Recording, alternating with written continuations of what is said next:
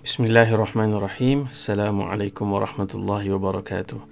Alhamdulillah, kita semua dah masuk ke separuh masa kedua Ramadan. Dan hari ini kita nak kongsikan satu doa yang sangat meruntun jiwa daripada Al-Quran.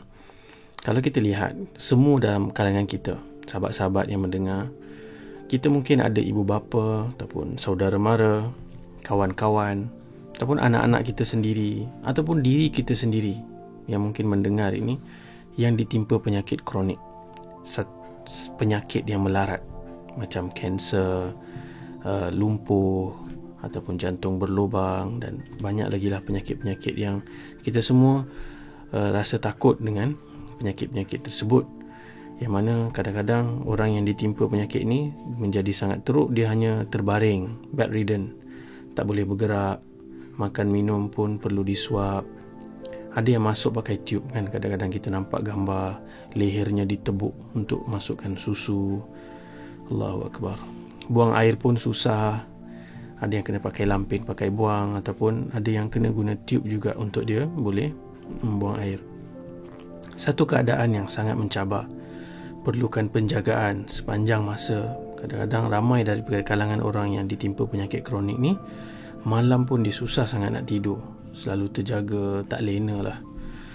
Dan ramai yang tak sedar betapa lonely-nya, betapa sunyinya perasaan orang yang menderita sakit melarat ni, dan juga orang yang menjaga mereka kan.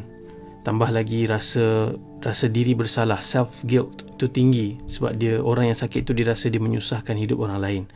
Saya pernah beberapa kali jumpa dengan pesakit-pesakit yang terlantar ni. Mereka menangis sebab akulah isteri aku tak dapat bekerja, sebab anak aku tak dapat sambung belajar, sebab cucu aku dah tak pergi sekolah, sebab aku. Dia menyalahkan diri dia sendiri.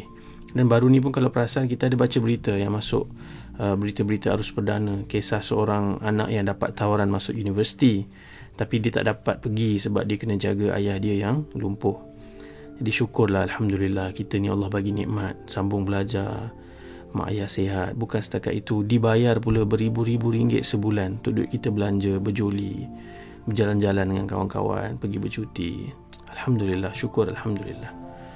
Dan ada orang yang sakit kronik ni, bila awal-awal dia sakit tu, ramailah yang datang ziarah, bagi kata-kata semangat, bagi dorongan, bagi sumbangan. Tapi mungkin selepas sebulan macam tu, lama kelamaan mereka rasa dilupakan dah. Everybody lives goes on. Semua orang pun ada urusan dia hari-hari dan mereka pun lupa. Jadi mereka rasa sendirian, terpinggir.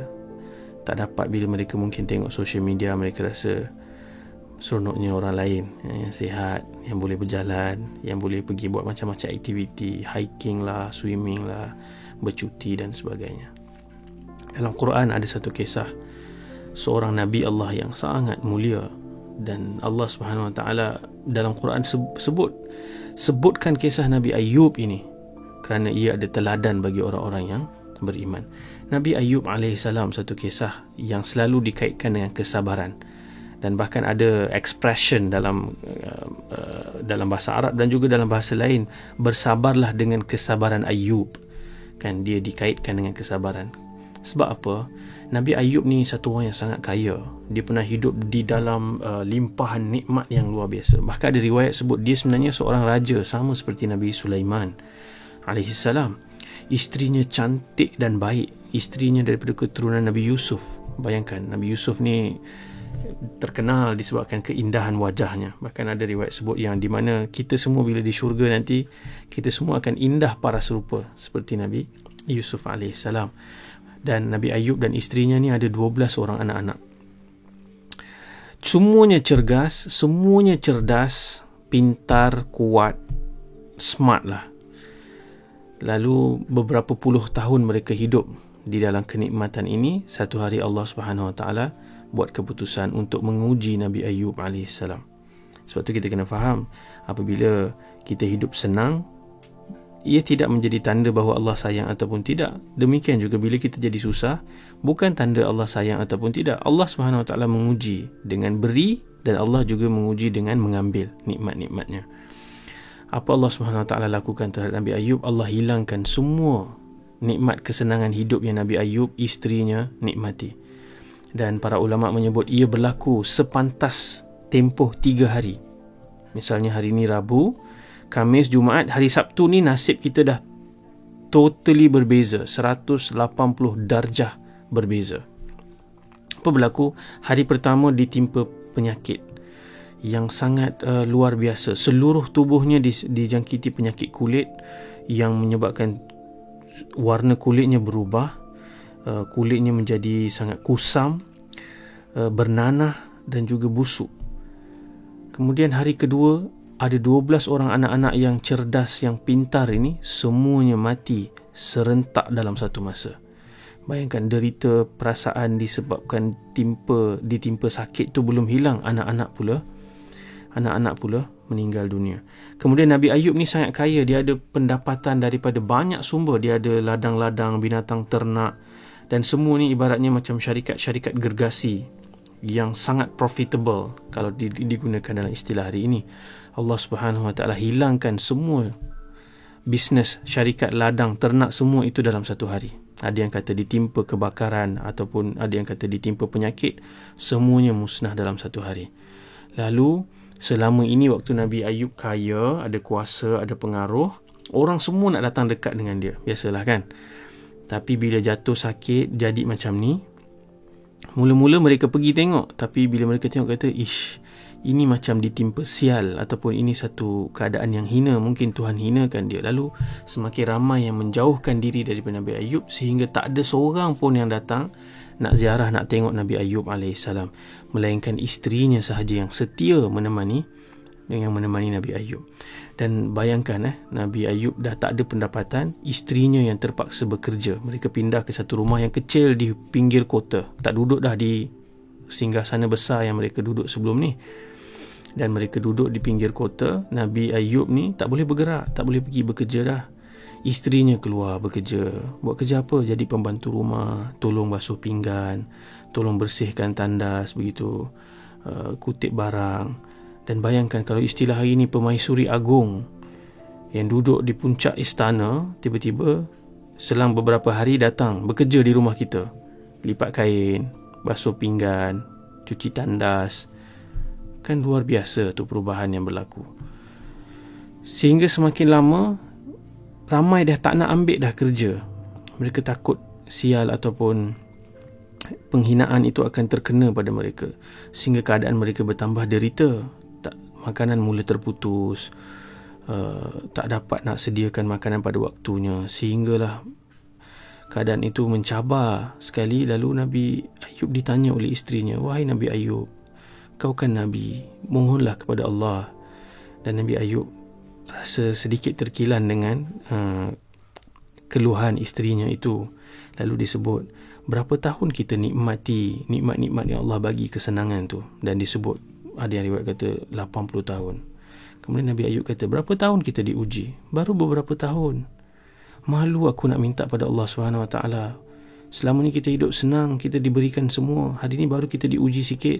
Dan dia menggunakan ungkapan tu, dia rasa ini sikit. Nanti kita akan lihat dalam doa Nabi Ayub, dia menggunakan perkataan yang begitu adab dan begitu sopan terhadap Allah SWT, kerana dia memang rasa Allah SWT uji dia sikit berbanding nikmat yang dia pernah nikmati sebelum ni.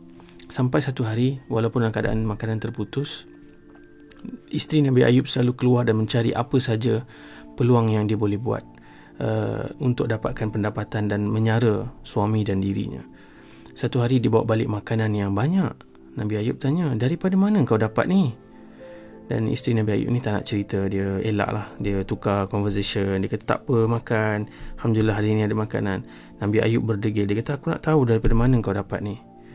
Lalu isteri Nabi Ayub AS membuka penutup kepala, dan Nabi Ayub AS terkejut melihat kepalanya botak, rambutnya sudah tidak ada. Dan Nabi Ayub tanya, apa jadi? Rupanya isteri Nabi Ayub AS menjual rambutnya untuk mendapatkan sedikit duit. Di zaman dulu mereka ada satu market yang boleh jual rambut ni untuk tujuan menyambung rambut dan sebagainya. So dia jual rambut dan dia dapatkan duit.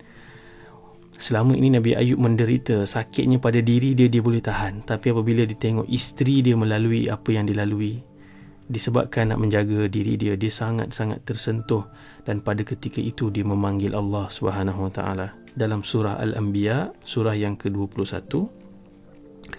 ayat yang ke-83 dan 84, Allah menceritakan kisah Nabi Ayub AS berdoa dan bagaimana Allah mustajabkan doa Nabi Ayub AS. Allah kata dalam ayat yang ke-83, wa ayyuba idnada rabbahu anni massani ad-dur wa anta arhamur rahimin.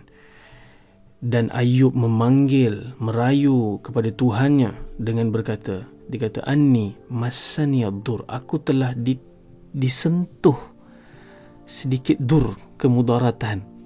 Bayangkan, ini bukan sedikit, ini dah hilang segala nikmat dah ni. Ditambah dengan sakit yang terlantar begitu, dengan penyakit kulit yang tak sembuh-sembuh, macam tak ada ubat.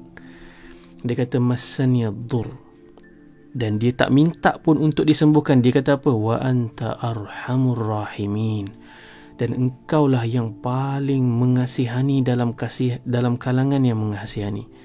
Ada orang manusia boleh datang tunjuk kesian, simpati, empati, tapi ya Allah, engkau yang paling mengasihani dalam kalangan yang menunjukkan belas kasihan. Itu sahaja doanya. Rabbi anni massani ad-dur wa anta arhamur rahimin. Dalam ayat seterusnya Allah kata, fastajabnalah, kami memustajabkan doa Ayub AS. Dan fa itu pada awal perkataan itu bermaksud serta-merta, immediately. Fakashafna ma bihi, kami hilangkan penyakitnya. Dan para ulama tafsir menyebut kashafna ini bermaksud hilang tanpa ada bekas, tak ada parut, macam tak pernah ditimpa penyakit. Fakashafna ma bihi min dur, daripada penyakit ataupun darurat yang menimpa, kemudaratan yang menimpa Nabi Ayub. Kemudian bukan setakat itu, Allah bukan hanya sembuhkan, Allah wa atainahu ahlahu wa mithlahum ma'hum, kami gantikan balik anak-anak mereka dan gandakan lagi, satu kali ganda. Sebelumnya 12 orang anak, Allah gandakan jadi 24 orang anak yang sihat, yang cerdas, yang pintar, yang kuat. Yang mana ada riwayat sebut hari selepas sembuh tu, hari kedua, isteri Nabi Ayub AS sudah hamil, dan setiap tahun dia hamil anak kembar, sehingga mereka dikurniakan 24 orang anak. Dan kekayaan dia dan pendapatan dia, pengaruh dia, semua Allah SWT kembalikan dengan ditambah berlipat ganda. Sebab tu bila kita doa satu benda, Allah tak bagi satu, Allah bagi lebih daripada apa yang kita minta. Allah kata apa? Rahmatan min indina, sebagai rahmat daripada kami, wa dhikra lil abidin, dan sebagai satu peringatan bagi orang-orang yang menghambakan diri kepada kami dalam keadaan sabar, dalam keadaan tekad yang kuat, tak putus asa dengan rahmat Allah Subhanahu Wa Taala. Ini adalah pelajaran bagi orang-orang yang menghambakan diri kepada Allah Subhanahu Wa Taala. Jadi sahabat-sahabat, saudara-saudari, siapa pun dalam kalangan keluarga kita ataupun diri kita sendiri ditimpa apa saja pun penyakit ataupun kemudaratan, bukan hanya sakit fizikal, sakit mental juga, mental health kan, itu pun penyakit yang kita perlukan kesembuhan dari Allah Subhanahu Wa Taala. Kita doa dengan doa ini, Rabbi anni massani ad-dur wa anta arhamur rahimin. Wahai Tuhanku, aku telah ditimpa ataupun disentuh kemudaratan, engkaulah yang paling mengasihani dalam kalangan yang mengasihani. Moga-moga Allah Subhanahu Wa Taala sembuhkan semua penyakit kita, sama ada yang terzahir maupun yang tersembunyi, sama ada pada tubuh kita ataupun pada fikiran dan emosi kita. Moga-moga Allah terima semua doa-doa kita dalam bulan Ramadan. Allahumma amin. Jumpa lagi. Assalamualaikum warahmatullahi wabarakatuh. Jadi rakan-rakan, sahabat-sahabat semua, jangan lupa juga ikuti dan subscribe Telegram kita, Telegram Hijraat, dan boleh cari link tu di www.hijraat.com. Terima kasih banyak. Jumpa lagi. Assalamualaikum.